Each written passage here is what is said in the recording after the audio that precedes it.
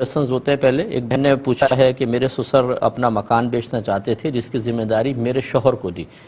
एक पार्टी आई, सौदा तय हुआ, बयाना ले लिया, 3 महीने का टाइम दिया, लेकिन वो पार्टी 3 महीने में पैसा ना दे सकी, सौदा कैंसिल हो गया, हमने बयाना जब्त कर लिया।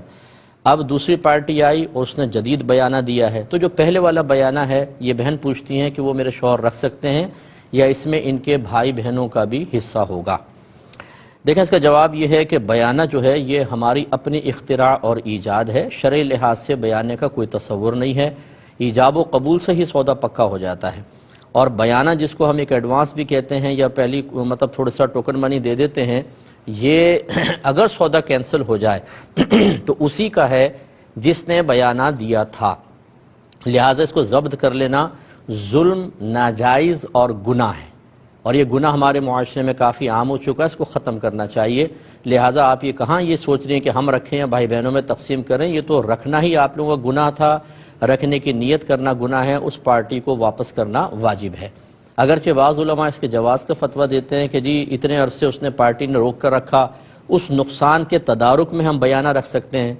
लेकिन मैं ये सवाल करता हूँ कि अगर आपने एक ज़मीन 50 लाख की बेची और 2 लाख रुपये फ़र्ज़ कर लें आपने बयाना ले लिया और उस पार्टी ने भी पैसे नहीं दिए थे, उस ज़मीन की कीमत 60 लाख हो गई, अब वो सौदा कैंसिल करता है। अब अगर आप ये 2 लाख वापस करते हैं, बताएं आपको क्या नुकसान है? आप तो अब उसको अगर 60 लाख में बेचें तो 8 लाख का नफ़ा है। तो ये कहाँ से निकाल लिया कि अगर आप कोई पार्टी सौदा कैंसिल करती है तो बायर हमेशा नुकसान में जाएगा, बल्कि वो प्रॉपर्टी की कीमतें बढ़ जाएं वो तो बहुत ज़्यादा फ़ायदे में रहेगा। लिहाजा ये जुल्म है, जो बयाना दबा लेते हैं वो अल्लाह की बारगाह में तौबा करें और उसको वापस करें। हाँ, अगर ये सूरत हाल हो कि जी ऐसा अक्सर हो जाता है कि पहले पार्टी प्लॉट रोक लेती है किसी फासिद नियत की वजह से और बाद में मना कर देती है, अब हम बयाना भी वापस कर दें, तो इसमें मालिक के नुकसान का अंदेशा हो सकता है। लेकिन किसी की नीयत का हाल तो हमें नहीं पता, उसकी खाली नीयत के ऊपर बदगुमानी करके हम उसका पैसा जब्त नहीं कर सकते।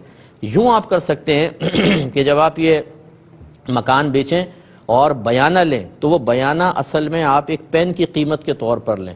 आप ये कहें कि मकान हमने इजाब कबूल कर लिया, ठीक है, आप 3 महीने में पेमेंट दें, हम मकान हवाले कर देंगे, लेकिन शर्त यह है कि आपको ये पेन 2 लाख में ख़रीदना होगा।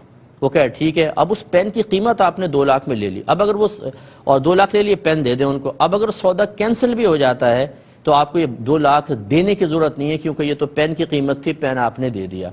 अब इस पर यह सवाल हो सकता है कि हदीस में है कि बै और शर्त को जमा करना मना है, तो जवाब यह है कि बहुत सी शराइत ऐसी हैं जो मुरव्वज हो जाती हैं और फुक़हा ने उनकी इजाज़त मरहमत फरमाई है। जैसे गारंटी वगैरह चीज़ों की हम तलब करते हैं कि ये मैं मोबाइल लेता हूँ, कितनी वारंटी है?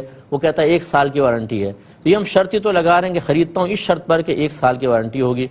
तो जो मुआशरे में इस तरह राइज हो या ऐसी शराइत जिनको उलमा इजाज़त दें, मुफ्तियान किराम, और वो इस वजह से इजाज़त दें कि अगर वो शर्त ना लगाई जाए, वो कंडीशन ना लगाई जाए तो सामने वाले की तरफ से धोखे का अंदेशा है और फ्रॉड और बहुत ज़्यादा तकलीफ देने का, ज़रर का अंदेशा है, उसकी इजाज़त हो सकती है। तो यूँ कर लें ज़्यादा बेहतर है। लेकिन जो अभी आप बहन ने पूछा वो बयाना ज़ब्त नहीं किया जा सकता।